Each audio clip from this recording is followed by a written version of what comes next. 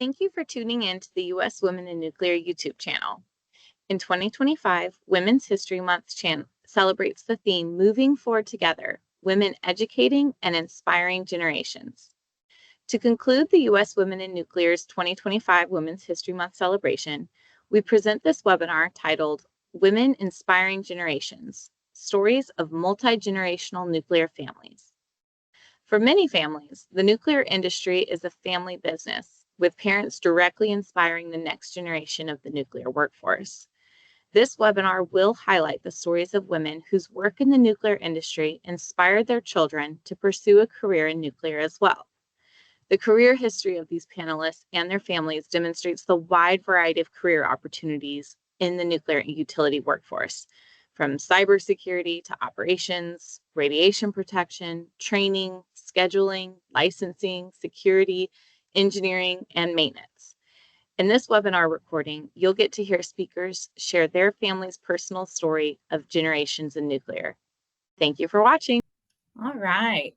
Hi, everyone. Thank you so much for joining us today, both those of you joining us live as we conclude our Women's History Month celebration with this webinar, and also those who may be watching the recording of this webinar on the US Win YouTube in the future. We are so glad you're here and sincerely hope you enjoy today's content. When I heard the 2025 Women's History Month theme, which is Moving Forward Together, Women Educating and Inspiring Generations, I immediately thought of the many families I know who have multiple generations working in nuclear, and I thought it would be so interesting to hear more of those stories from across our industry. So it made me think of my own family. My name is Lily Stuck. I work at Comanche Peak Nuclear Power Plant, and my dad is in the uranium mining industry. And I grew up fishing on what I thought was just the best bass fishing lake in South Texas. But when I was a teenager, I found out that that lake was actually a reclaimed open pit uranium mine.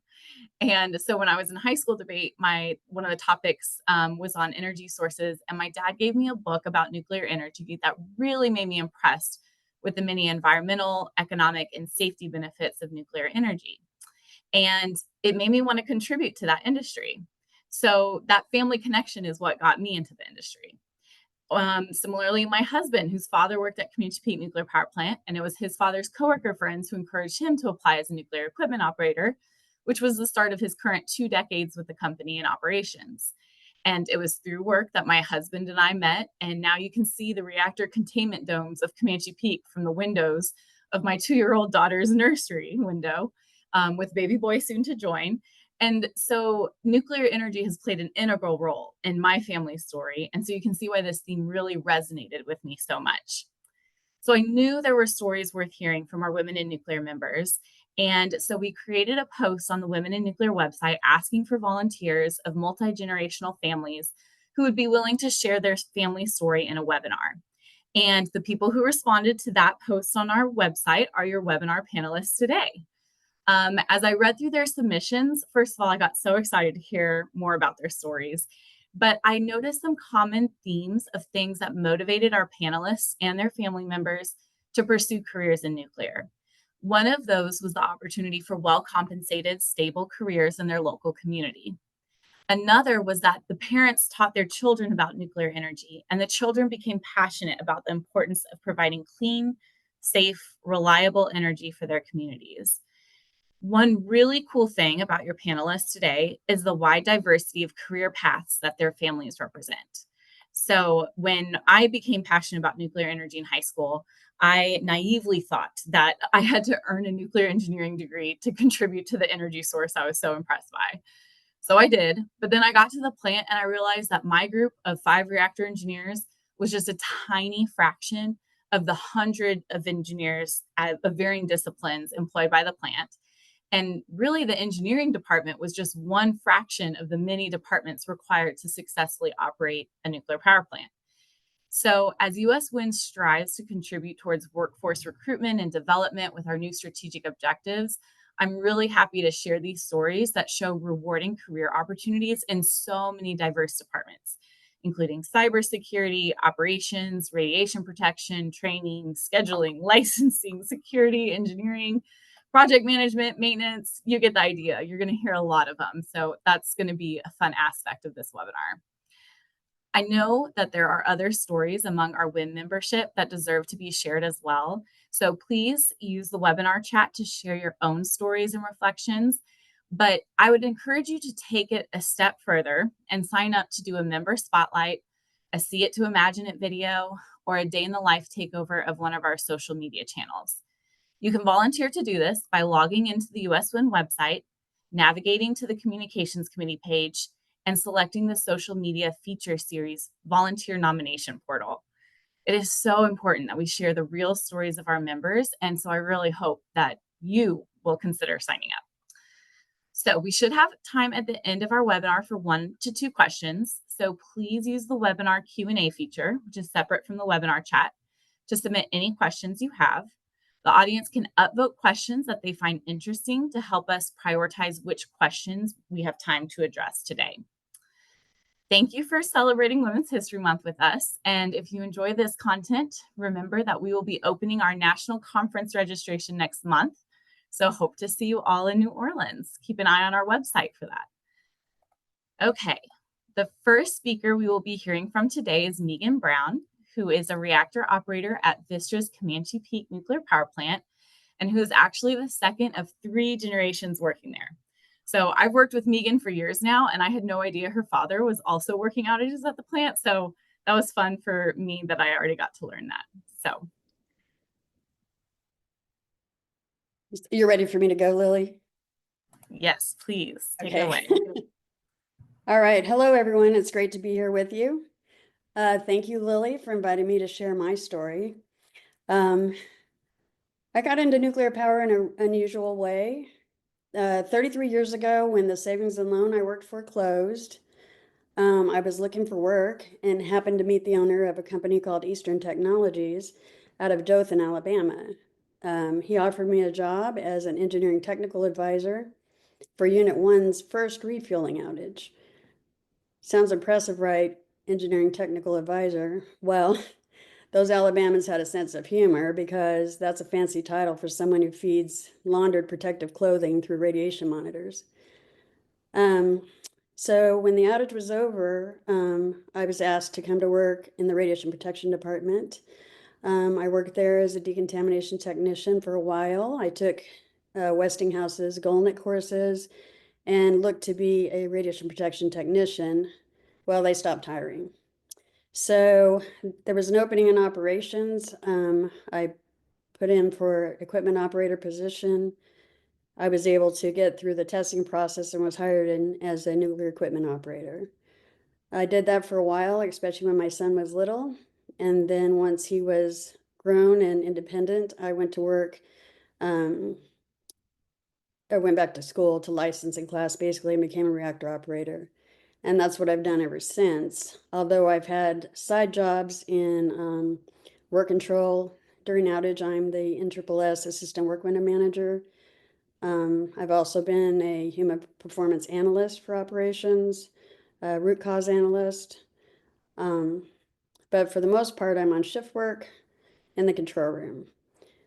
So my family's unusual. Like Lily pointed out, that my father, myself, and my son have all chosen careers in nuclear power. My dad, first, my family moved to Texas in 1978. My father came to build Comanche Peak Nuclear Power Plant. He's a rigger. In fact, then he was a rigger. He rigged to set the dome on Unit 1 at Comanche Peak. He worked there until I graduated high school. And long story short, my dad eventually came back to work at Comanche Peak, working refueling outages as a polar crane operator. My father's quite the character. He's never met a stranger, always has a joke or a magic trick or a fossil in his pocket as a conversation starter. I can't begin to tell you how many people have come up to me and said, "I met your dad, he gave me a fossil. He's very proud of you." My dad retired last year after getting married again at the age of 84, and he wants to enjoy life traveling with his new wife. So now that just leaves me and my son. My son Grant is 36 years old. His mother's worked at Comanche Peak since he was a toddler.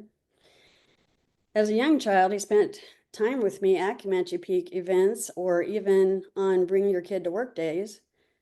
He was very bright, did well in school, but when he graduated, he couldn't make a decision about what he wanted to do.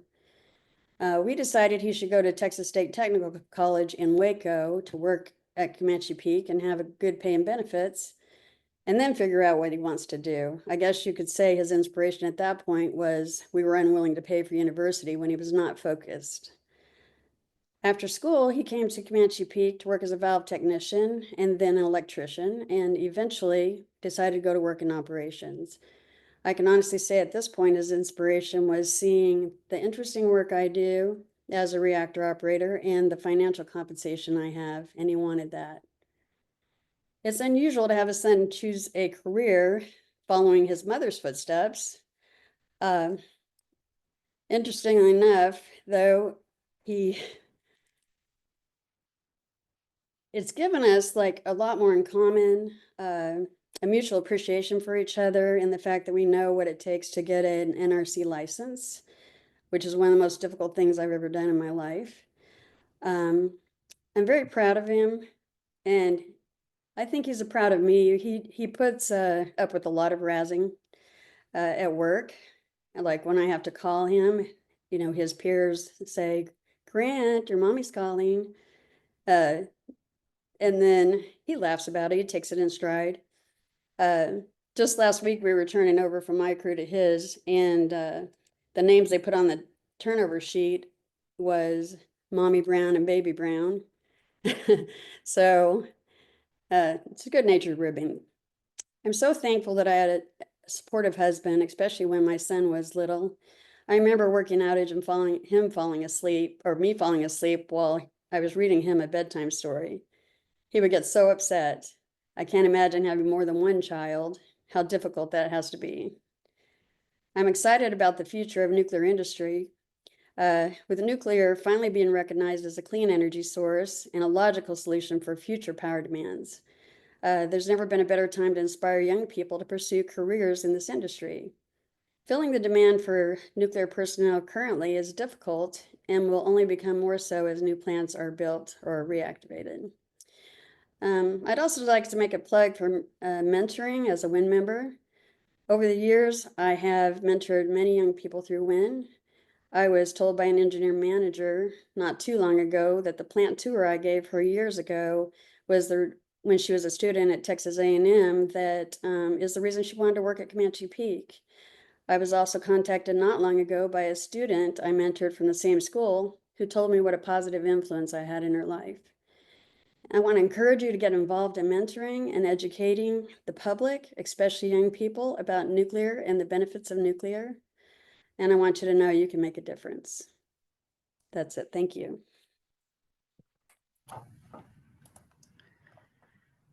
Thank you so much, Meigan. Such a legacy for your family to have 3 generations in nuclear. Our next speaker is Heather Davis, who is the Corporate Training Senior Manager at Constellation Energy, and who also happens to be the second of 3 generations working in nuclear. And your submission mentioned that it's truly a family business, with many of your daughter's aunts and uncles and father also having careers in nuclear.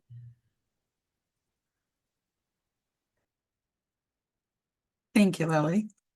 Yes, it is. I thought it was funny that Meigan and I went back to back with both of us with 3 generations of nuclear. And, you know, fun fact, we have a Bring Your Child, which is going to be Bring My Grandchild to Work next week at Fitzpatrick. So the 4th generation has her footsteps on plant property now and again for family community nights, which is really amazing when you start thinking about 4 generations for nuclear.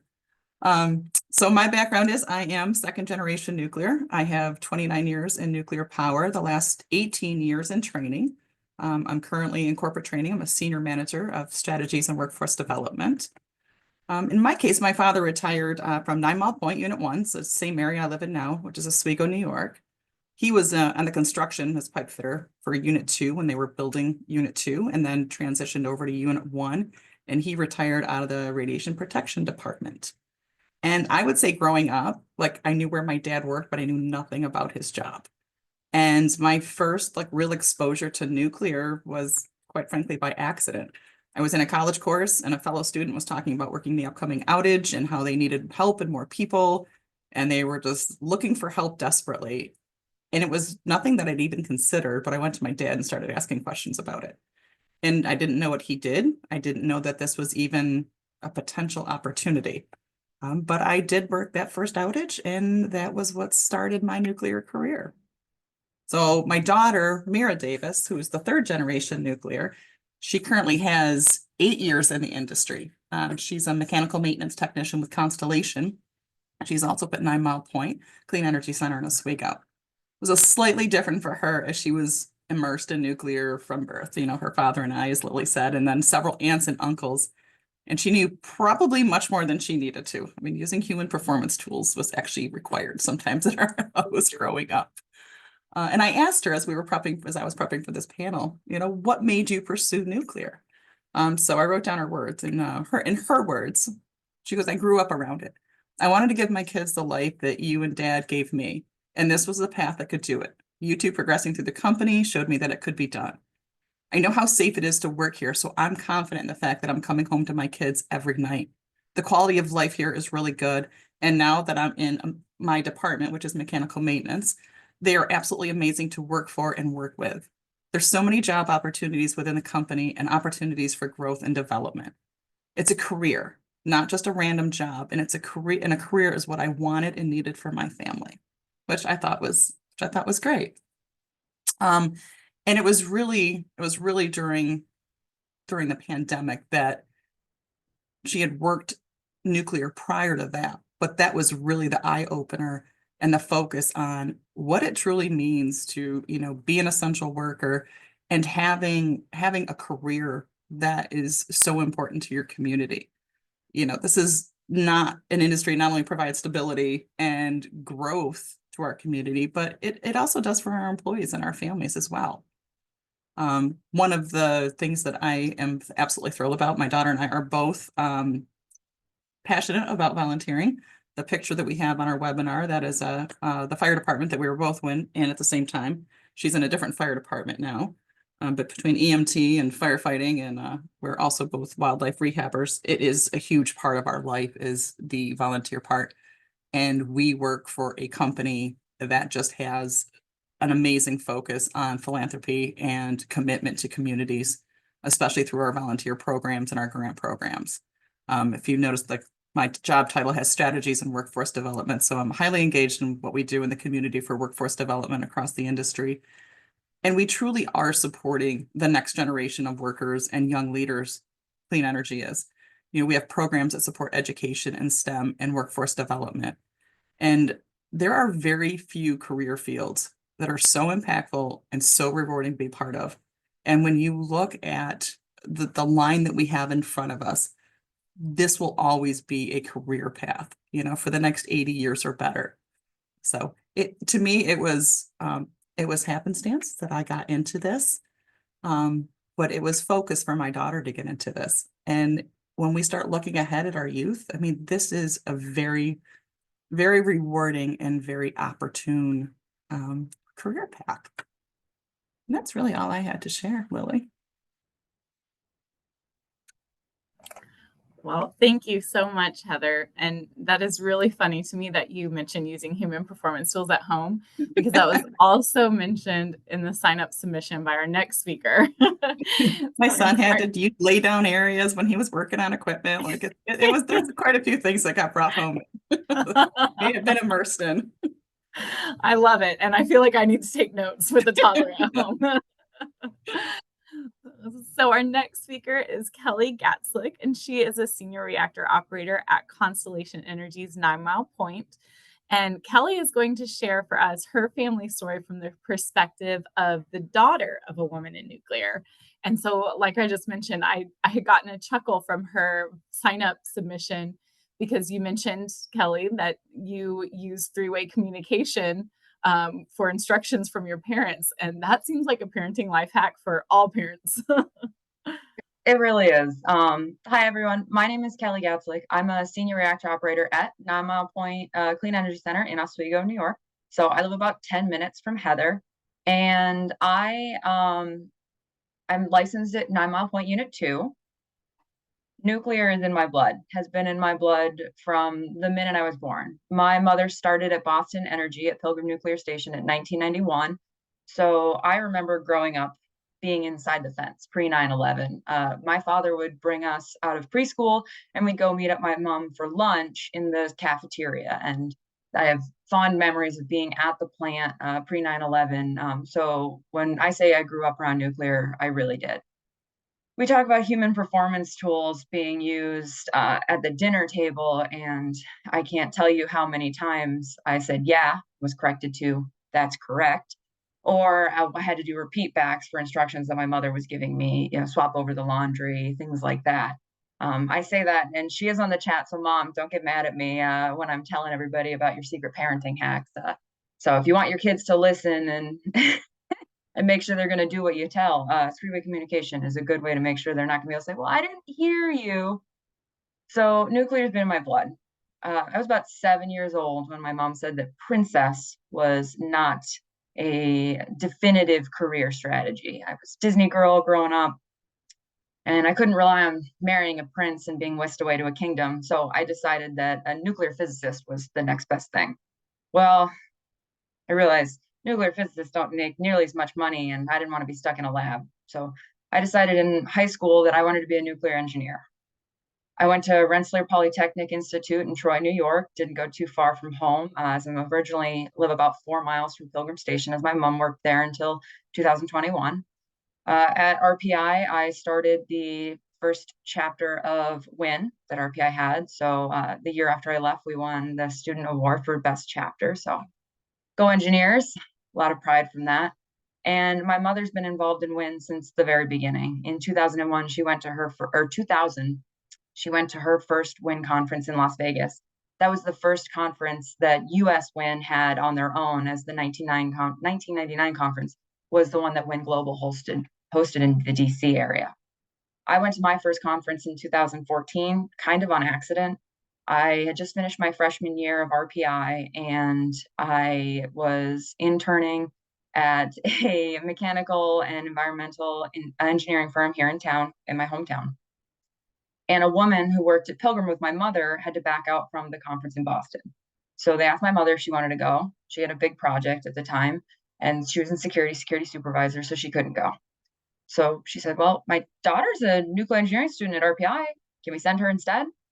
So that was my first experience with women in nuclear, and I fell in love. That summer, me and 2 other RPI grads decided we needed a WIN chapter at RPI. We needed to be able to get people involved. We needed more women. My graduating class of 32 nuclear engineers had 5 women in it. It's gotten better since then, but that definitely shows the proportions of women that you have in the industry. I've been involved in Women in Nuclear ever since. I've been one of the leads of my chapter, and I still volunteer regularly. I see a lot of our people in the chat, and they'll know that I'm always good for it, as long as I'm on night shift. So right now I am on night shift. I'm in the OCC, and I can remember many of a night growing up where my mother was also in an outage. I have a distinct memory, probably one of my earliest ones that I can remember, of my dad, who did not work in nuclear.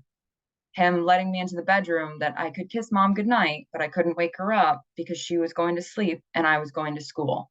So growing up like that, it is different, right? So my father built golf courses for a living. My mother obviously worked nuclear.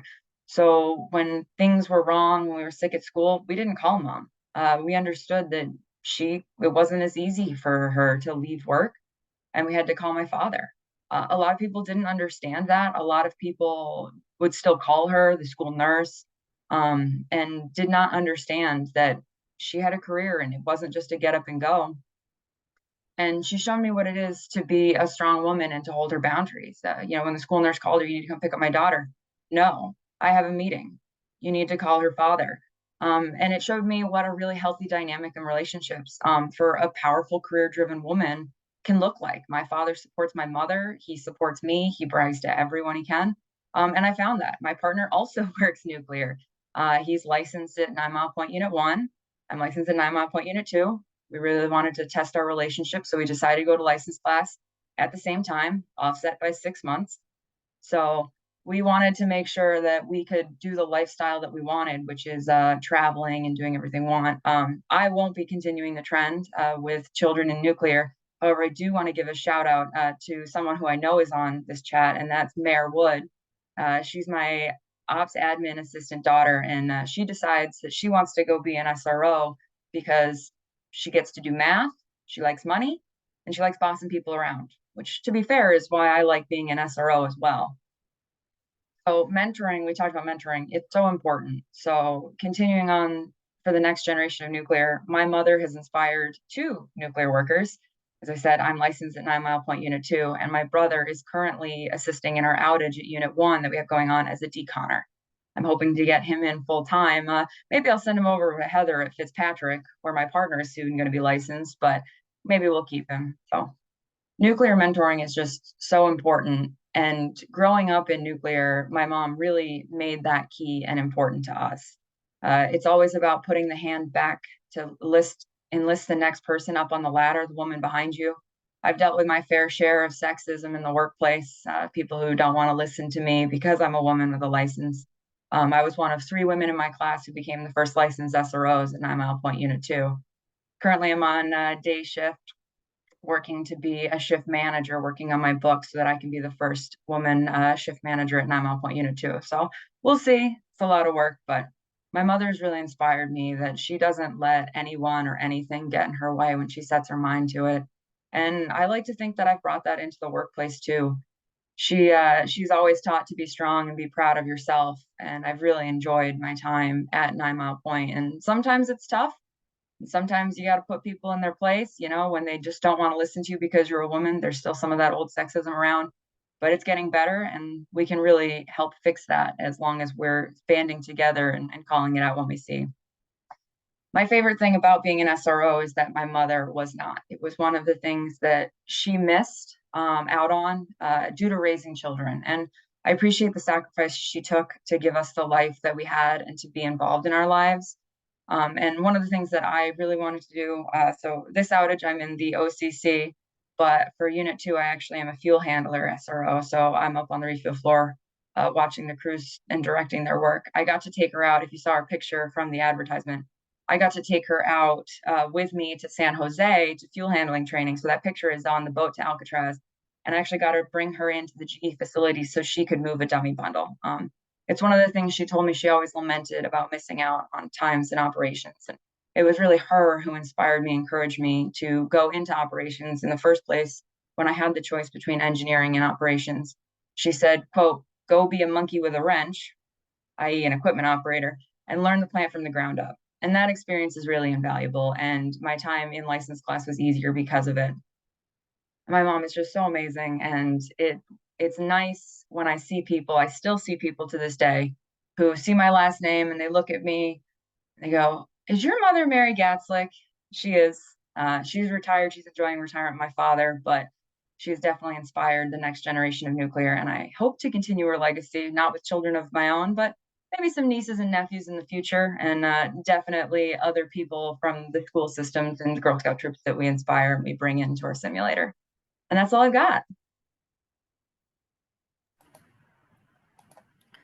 Thank you, Kelly. And I'm so glad your mom got to listen to the webinar today to hear what an inspiration she is to you.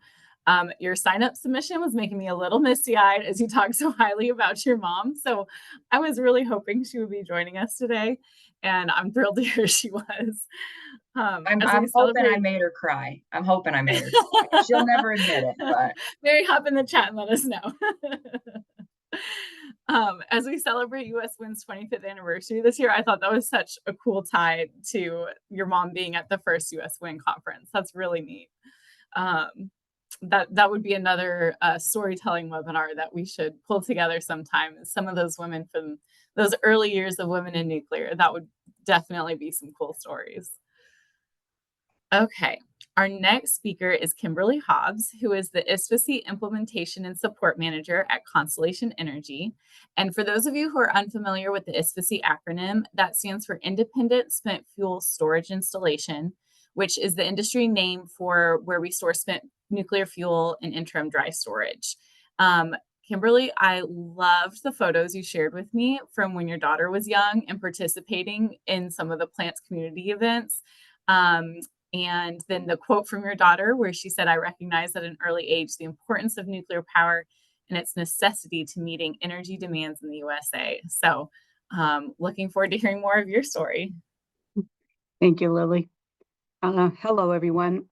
Again, my name is Kim Hobbs, and I just want to say thank you to the US WIN and Lily Stuck and Caitlin Racola for your leadership and organization in this multi-generational topic and inviting me to share our family story. For this afternoon, I want to shine a light on the value of sponsoring the next generation of young women and men in your community by encouraging them to learn more about nuclear power. We all know nuclear power offers a young mind a rewarding experience of lifelong learning in science, technology, engineering, and mathematics. Now, sprinkle in a little bit of art and music and support for the communities, you've created a rich experience for a child that's going to go on into their adulthood. You don't have to be a mother to sponsor a child. Comparing 30 years of experience in nuclear power and over 25 years in raising kids, yes, it's kind of hard to believe that it's been 25 years, but let me tell you, raising kids in the 21st century is a challenge way beyond understanding the operation and maintenance of a nuclear power plant. So today, I'm sharing my years of experience being a nuclear professional and a mother, realizing that this is Women's History Month. I'm focusing on the details and events on the path to Emily's career in nuclear power, Emily, my daughter. I want to recognize that many of the events were attended by my son, Nathaniel, who is 2 years Emily's junior. Now, Nathaniel's chosen a different non-nuclear path of study and position, and he's largely committed to science, technology, humans, and human behavior and community, as Emily is. So onward to our story. At an early age, Emily showed a curiosity for the world around her. In her schoolwork, she excelled in science and math, and she frequently asked why, and enjoyed figuring out how things worked. She was drawn to STEM topics in mechanical toys. As a matter of fact, one year, when she was in 3rd grade, during a snowstorm in January, she assembled a whole amusement park of Connects in our family room. Now, that wasn't a simple feat. It had motors and gears and everything else, and she just went to town. She loved to draw geometric designs and use spreadsheets. She'd create tables and graphics, to present information when she was in school. She enjoyed using software to test and explore results and outcomes. One of her favorite software games was this game called Roller Coaster Tycoon. And are you following the amusement park theme? Well, our company sponsored event in the summertime was a trip to Hershey Park, which was always fun. So while in grammar school, she was in 4th and 5th grade, she had some fun and positive experiences at the summer technology camps and workshops at our local college. She attended a beginner and advanced Lego robotics camp for 2 years and used hardware and software to build and control robots. She also attended a photography camp, and she learned the inner workings of a camera and techniques for amateur photographers. I encouraged Emily to participate and volunteer in several company-sponsored community events, starting at age 5 through high school. And some of the events I just want to highlight because I think they were just so valuable to a child. For example, one year we ran, the WIN sponsored a children's safety poster contest, and it was a calendar. And so her and her brother submitted artwork. The children's artwork was eventually made into a calendar and distributed to every employee. There was a celebration that followed, and it was held to honor the child artists who participated and entered. Emily met other nuclear kids. She dressed in protective clothing. She just enjoyed a tour of the nature center, snacks and goodies. Just really, it hit home, more of the what the nuclear power industry was like, the industrial environment. She participated in community information nights. She enjoyed meeting my coworkers and learning about nuclear power and operating the Peach Bottom simulator, among other activities.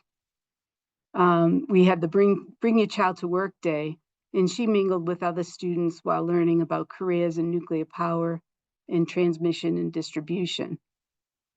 We had a Relay for Life fundraiser for the American Cancer Society we sponsored, and Emily walked the track and learned about cancer survivors and the importance of being involved in supporting families with the illness and honoring those who passed on. While in high school, Emily participated in company-sponsored events. She job shadowed with a female engineer and was exposed to a typical day in their role. To this day, 10 years later, she reflects on that day and understands the duties of an engineer in a nuclear power plant while meeting a wonderful newly graduated nuclear professional. Wreaths Across America, a nonprofit organization placing wreaths on veterans' graves to honor them and educate others about the value of freedom. While sharing these nuclear community events along with my children, Emily will tell you she learned a deeper sense of the greater need of communities while representing a respected nuclear company, Exelon. Additionally, Emily gained insight into not only nuclear information, as she witnessed my relationship with fellow employees, and we had a cherished network that we worked alongside each other. She also enjoyed meeting people and serving the community. I'm going to reiterate what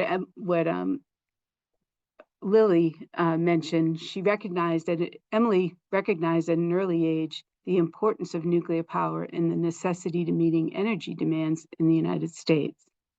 She enjoyed investigating, writing essays, and completing projects about nuclear power through middle school, high school, and while she was in college.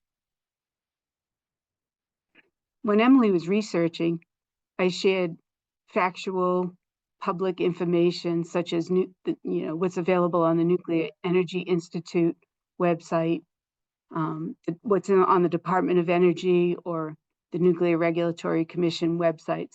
So she had factual information she could present in her papers. As a middle schooler, Emily brought home a very biased article from her 8th grade science teacher on nuclear power, and it compared nuclear weapons with nuclear power. And Emily did the research. She wrote an article, and she submitted her work to the teacher and educated him. He was pleasantly surprised at her bold approach to the obviously fictional article. As a freshman in college, Emily was accepted into a summer STEM program and performed laboratory tests on bidirectional suspension flow. I don't even know what that is, but this project that she worked on for 2 consecutive summers. Her work was published in a scientific journal alongside her professor. And then during high school and college, Emily worked part-time at a local grocery store on winter breaks. She studied 2 years of engineering fundamentals, then she transferred into information technology as an upperclassman.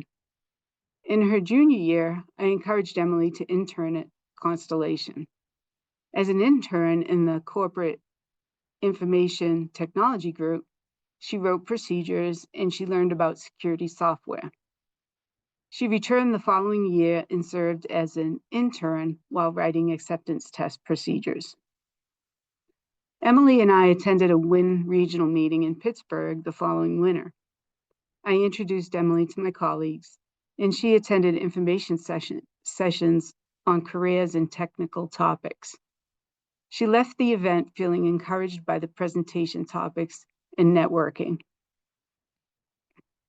So following graduation, Emily continued pursuing IT-related roles and a master's degree in cybersecurity. In August 2022, Emily became part of the Constellation team as a member of the Operational Technology Solutions Group and completed an advanced degree in cybersecurity. Emily continues to learn and grow as a nuclear professional at Limerick Generating Station, or Clean Energy Center, and soon to be at Peach Bottom Clean Energy Center. I'll close with a little fun fact. Emily's company Outlook email photo headshot is her 10-year-old self dressed in protective clothing at a nuclear site's community information night. Ongoing, she receives amusing conversation and inquiries of her interest from her peers.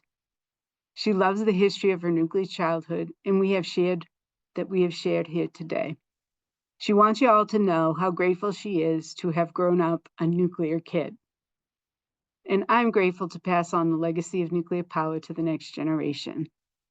Finally, I do appreciate having my very own IT nuclear professional in the nuclear power industry when the computer refresh comes along. Thank you. Thank you, Kimberly. I think I might need some of that personalized IT support too. I love hearing from so many speakers about the impact that community outreach events had on their kids. I know our WIN chapters work really hard to put on so many of these events, and I think it's such a beautiful testament to the impact of those events. And all of our WIN members listening should take that as an affirmation of the value of the work they do. Our next speaker is Joelle Horn, who is a radiation protection supervisor at Constellation Energy's Fitzpatrick Nuclear Power Plant. And Joelle actually inspired her daughter to also join in the radiation protection workforce, although she's at a different plant. So Joelle, can you go ahead and turn on your camera? There you are. All right, take it away. Thanks, Lily. So my name is Joelle Horn. Like she said, I too am from Oswego, New York, born and raised here. But my career started in the nuclear industry back in January of 1989. I started at Indian Point 3 as a decon technician. So they were in the process of doing a steam generator replacement, and the outage had already been started before I got there. But that outage lasted 6 months. So I got a very good taste of what the nuclear industry was all about. We worked 12-hour days, 13 days in a row, and then we would have 2 days off. I stayed working a deconner and traveled down to VC Summers, Indian Point 2, Indian Point 3 again, and then I went to Fitzpatrick as a junior RP technician. So I worked as a junior RP tech, and then eventually, after studying and taking many tests and getting my time in, I did become a senior RP technician. I met my husband, Cliff, down at VC Summers, and he and I traveled for 9 years before we settled back in Oswego, where he became permanent at Gnay Station. So after that, we had our children, and I have 26-year-old Sophia, who also does she supports our Constellation outages as a deconner. And then my daughter, Leah, who's 23, is down at Limerick Station in Pennsylvania. So we didn't think Leah would want to do this business at first because she had gone to college as an English and business major, and nuclear really didn't fit. We didn't think, but she decided to give it a try at 9 Mile Point, and she thought it was interesting. She then went on to Gnay's outage right after it, and liked it even more. And then when she went to Limerick, she fell in love with it. She loved the people, the area, the plant, and a year later, put in for a permanent position, and she's been there a whole year yesterday. So she is doing well down there.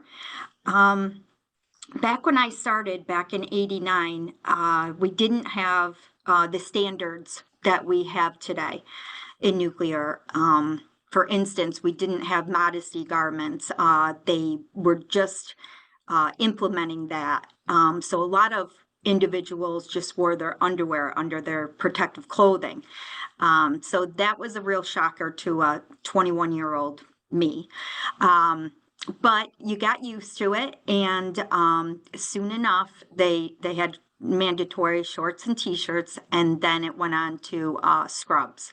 So the industry, the changes that have been made, especially for women in general, have been huge.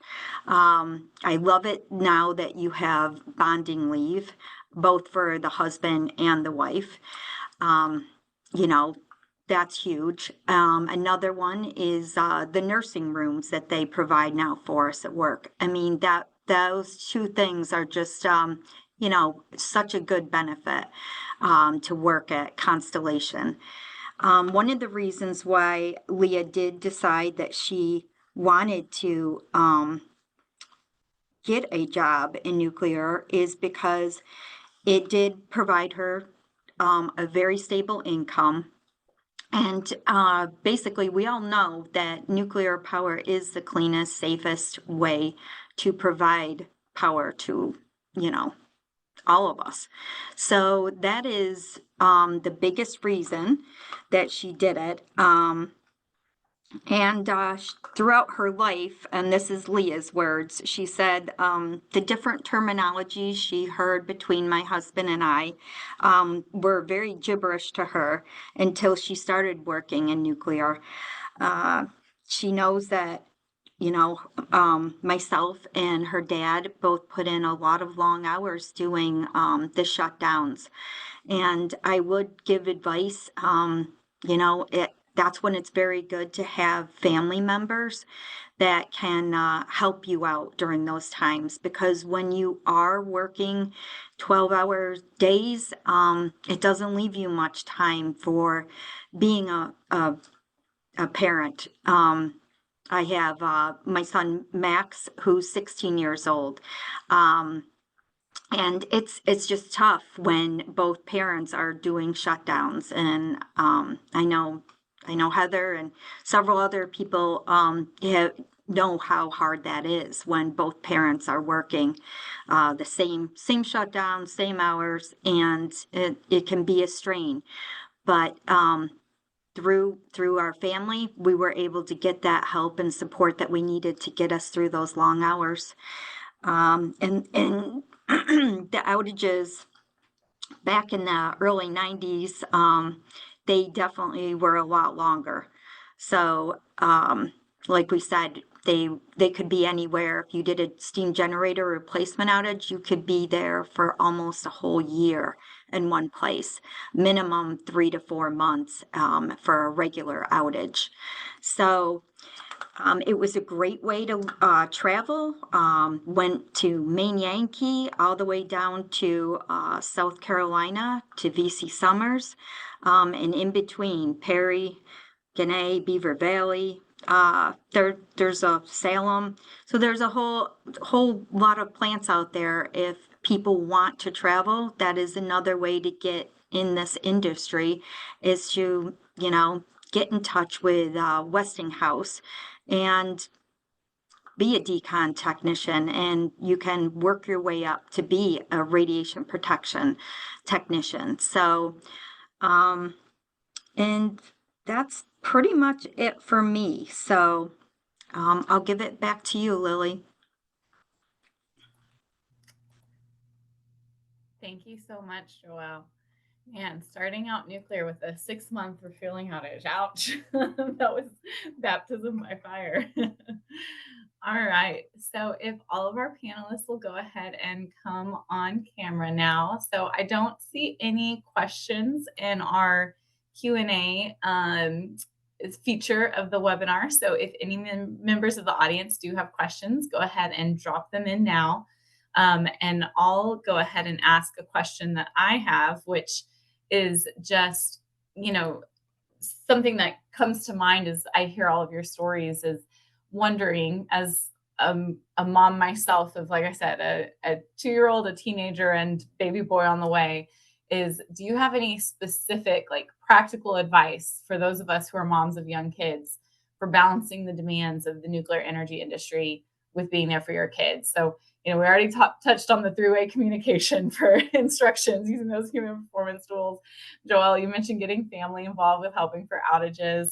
Any other thoughts that y'all want to share?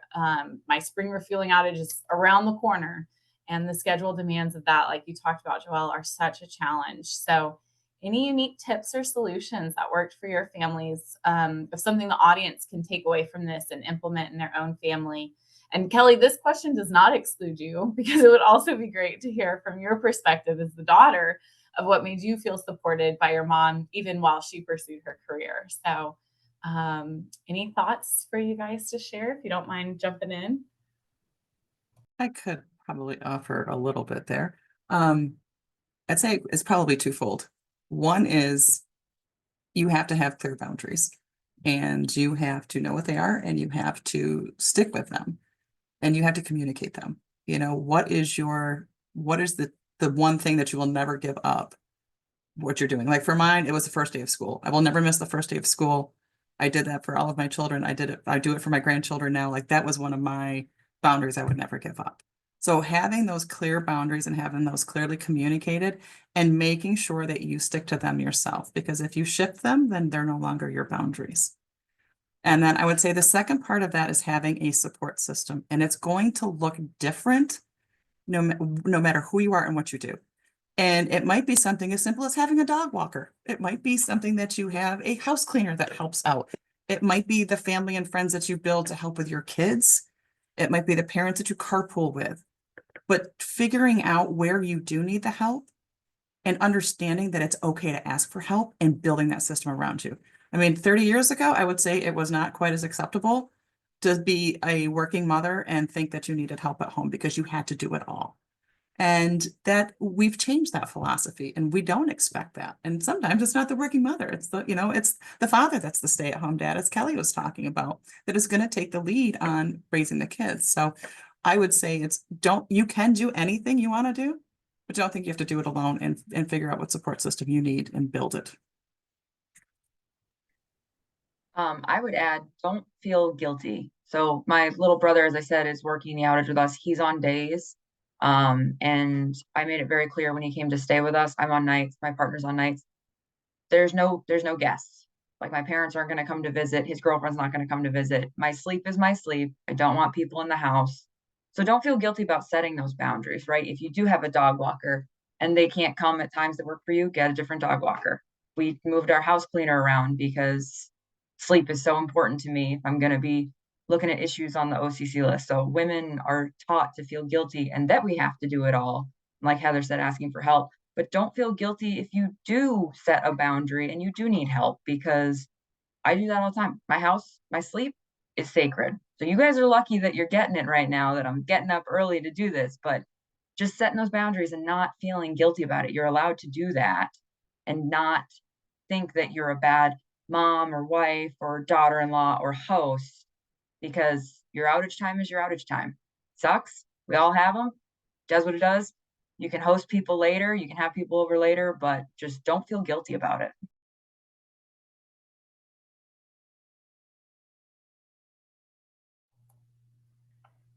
And Kelly, I see in the chat, but I don't know if it's sent to everyone or just to the hosts and panelists. It looks like your mom said that she read books to you guys whenever she was in outages, and shared that the people around her knew the words of "Go Fish" and "Chicka Chicka Boom Boom."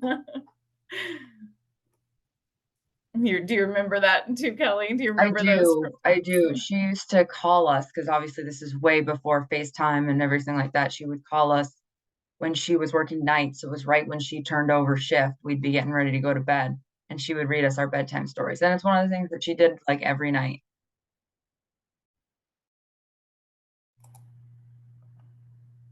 I love that.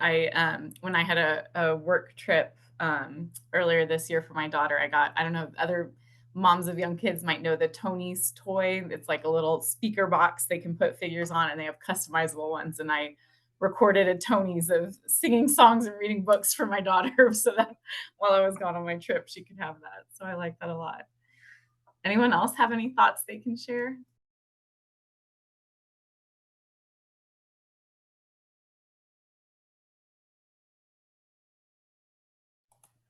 Well, mine was along the lines of the same, ask for help, make sure you get help.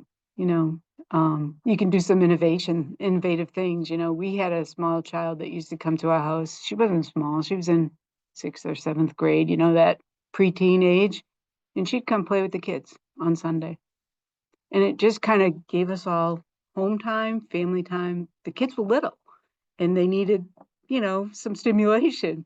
And I was running around trying to get things done on Sundays.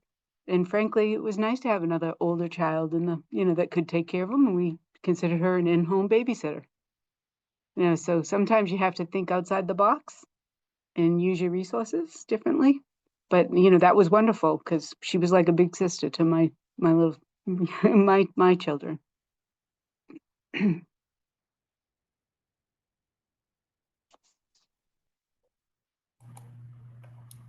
Love that.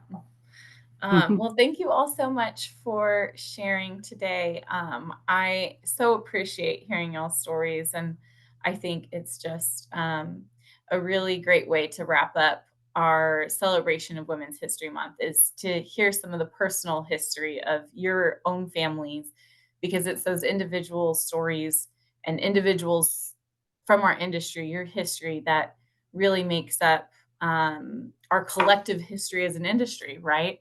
And so I'm thankful that we got to share those today. I'm thankful that y'all were willing to open up and share that. And looking forward to, hearing more of those stories from our members in the time to come. So thank you so much. And hope everyone enjoyed this. And you can always find the recording of this webinar on our YouTube channel after this. So thank you all for joining us today. Appreciate it. Thank you, Lily. Thank you. Thanks.